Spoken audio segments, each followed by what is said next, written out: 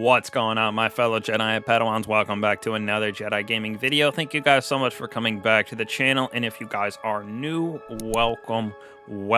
Today we're continuing our Lightfall prep weapon series, moving on to exotic heavy weapons that carry the test of time and I think will be great inside of the meta and the sandbox of Lightfall as well. Even with all these crazy changes coming up to our supers, mods, armor, everything like that, these should hold the test of Lightfall and all those new enemies. Starting off our list right here is the Tractor Cannon, great for giving that nice 30% debuff for damage, so you can absolutely juice some bosses. Now for our Catalyst, it gives us some extra magazines, and we have that Repulsor Force, like I said, emits a powerful impulse that pushes enemies away, suppresses their abilities, and makes them more vulnerable to that incoming damage. Nice for making Tether go to 30%, and as well as the Div goes to 30% when you throw this bad boy on there, so it's very nice for DPS in the bosses, champions, endgame, stuff like that. Definitely have used it multiple times on Golgoroth when I am taking his gaze. Run past him real quick, give him the bot for that nice decrease in damage, so you can absolutely melt him. Next on our list is the Thunderlord Arc machine gun right here for a few reasons. With that Catalyst, absolutely nasty. Gives us those lightning strikes, which gives us subsistence basically, so we reload our magazine when we get those strikes. We also have Final Blows generate that stunning lightning that strikes from above with intrinsic overload, which is super key, the way that they're changing those champion mods, jolting targets, everything like that. So that is super clutch. Plus with the faster fire rate, more accurately, the longer you hold down the trigger, continuously damage stuns with that lightning strikes. So on a boss, you can absolutely melt when you do that continuous damage on it, especially with that Catalyst just refunding all of that magazine with a 62 mag. This thing is super nice for endgame and that arc in general. Next on the list, we're breaking out the Anarchy Arc Grenade Launcher right here that came from Scourge of the Past raid. Absolutely gnarly with its arc traps. It has sticky grenades that stick to surface and chain arc bolts between them. Now for that max DPS, you can stick a boss with 2 of them and it does that double chain on it, and it absolutely juices enemies, especially with when we have mods like this season with Weak and Clear. When we had Breach and Clear, this thing takes the rain, but it is a very good and high DPS weapon just in general inside of Destiny 2, especially coming from that exotic side. Now I know linear fusions are pretty meta and also do a lot of damage for that ammo capacity, but this thing holds a good amount when you have some reserves on, up to 18-19 of those grenades, so you can do a lot of DPS, and it is very good for keeping ads at bay when you just give yourself a little chain between the area, enemies walk through it and just get absolutely annihilated.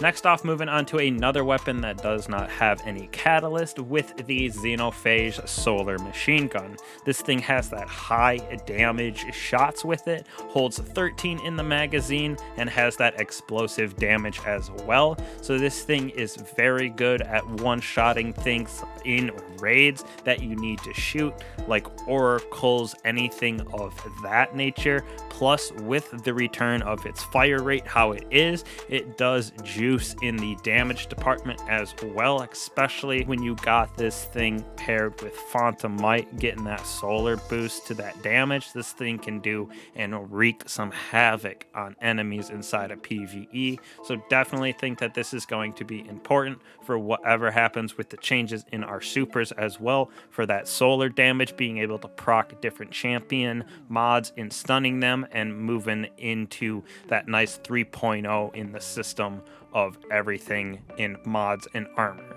Continuing with the solar trend, which is finishing off our weapons here, we have the Lament Sword. Now this thing is great for its intrinsic perks. Hold to rev the blade, increase damage, and adds anti-barrier to all attacks, so it's intrinsically anti-barrier. You gain stacks of damage when you have it revved up, and then you can deal one final heavy blow, which takes away those stacks, but it does insane damage. Has been meta on a couple different bosses throughout the game and still holds its own very, very well in endgame with dealing with those champions especially, and with being able a sword, you can block that damage as well, which helps get the increasing and outgoing damage just juiced. It's absolutely crazy for a sword with this perks that we have on it. With revved consumption, like I said, damaging the combatant also heals the wielder, so when we're doing damage on a boss and they have that stomp mechanic, it helps us to stay alive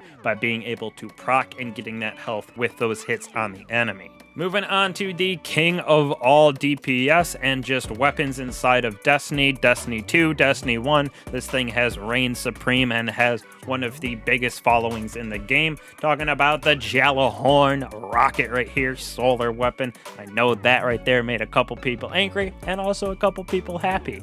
But first off, for the perks, we're gonna have Hack Hunter. So when we shoot this, gain increased handling reload speed when standing near allies. Firing this weapon grants Wolfpack rounds to nearby allies wielding non-exotic rockets. So that's super important for high DPS because Wolfpack rounds, they detonate and split into cluster missiles upon detonation. So it's a lot of extra damage from those clusters. Now with the catalyst, you also get 2 in the magazine, and final blows with Wolfpack rounds spawn a faster, more powerful missile at the target's location. So those little Wolfpack rounds, those extra explosions, have more powerful damage at the explosion when you have the catalyst. So this thing absolutely juiced, will carry the test of time, will go forever in Destiny, and will never not be meta in my personal opinion. This thing will carry on forever just based on the fan base of Destiny 2.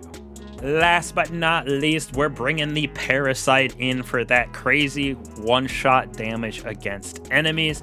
I know that things probably will change in the future with this in general, but having the Worm's Hunger on this fires a worm that is from the hive that explodes on contact. The size and damage of the explosion scales with the number of enemies you defeated beforehand. So when you get those defeats, it'll stack up to times 20 on the Worm's Hunger, and then that stack in times 20 does some damage. You're able to absolutely annihilate Atrax, a raid boss inside a Deepstone Crypt, with 5 of these shots from Guardians, 1 from each Guardian, and it just absolutely annihilates his health. Now on top of that, we have taking damage from our own projectile, empowers your weapon for a short time. So this also gives us some crazy extra damage when on that last stack, getting it up to 20. We hit ourselves just barely to get it to 20, and then just jump on that enemy and absolutely wipe them off the face of the earth. This thing is going to be key, I think, for some of that legendary campaign. Some of those harder bosses, maybe throw this bad boy on and just absolutely duke on them with champions in the legendary bosses, stuff like that. So we will have to see, but I am bringing this on my list for sure. So thank you guys so much for watching. Again, hopefully you guys have these weapons. If not, you can snag them from their respective sources. Dungeons at that kiosk in the tower for Monument of Light. So hopefully you can get to grinding these before Lightfall, February 28th. Thank you guys again. I'll catch y'all in the next one. Peace.